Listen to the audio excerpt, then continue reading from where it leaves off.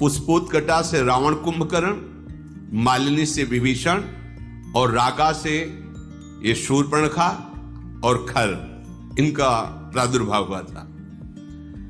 विश्रवा जी पुलस्त जी के ही अंश से प्रकट हुए थे। उत्तम ब्रह्म ऋषि हैं जो ब्रह्मा जी के मानस पुत्र कहे गए हैं, पर क्रोध भाव से कुबेर जी के साथ द्वेष करते थे। प्रारंभ में सुना था, उस भाव का प्रभाव हुआ कि माता राक्षसी कुल की थी, तो ये राक्षस स्वभाव वाले प्रकट हुए।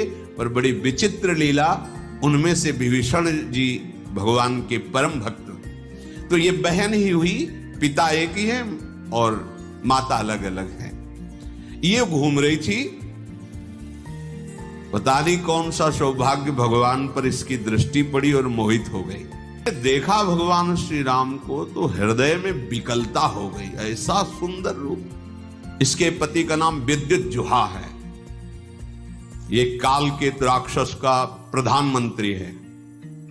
रावण ने जब आक्रमण किया तो विद्युज्जुहा ने, प्रधानमंत्री था, उसने कहा कि तुम्हारी जो ये इच्छा है कि संपूर्ण ऋषि मुनियों को नष्ट किया जाए और राक्षसी राज्य हो, इसमें हम सहयोग नहीं करेंगे। ये शूर्पणखा का पति था विद्युज्जुहा, उसकी कोई आज्ञा को उल्लंघन कर दे बर्दाश्त नहीं था, तो रावण ने मार डाला था। सोच रही थी कभी ऐसा अवसर आएगा तो तेरा विनाश मेरे द्वारा ही होगा, तूने मेरे पति को मारा। वो आज अजान बाहु भगवान को देखकर उसको और सुना था कि इन्होंने ही शुभाहो आदि काम, मारीच को एक बाण मारा था तो बिना फण का 400 कोस दूर गिरा था, 100 योजन दूर गिरा था। ताड़का का वध किया, विराध का वध किया। उसको पता था, समझ गई कि कोई साधारण बलि ताड़का को नहीं मार सकता था, शुभाहो को नहीं मार सकता था, विराध को नहीं मार सकता था। इसका मतलब है महाबली हैं, एक बार इनसे मिलके देखती है।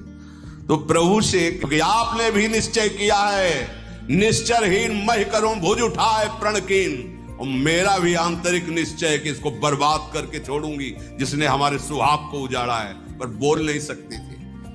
सुंदर रूप धारण किया और भगवान के सामने गई कि जैसा पुरुष नहीं, मेरी जैसी नारी नहीं। बड़ा सुंदर संजोग है, स्वीकार कर लो महाराज, मेरे लायक तो आप ही हो, तीनों लोक में कोई नहीं है मेरी जोड़ का, ये रावण का विनाश का संकल्प कर सके। आपने भी किया है और मैंने भी किया है।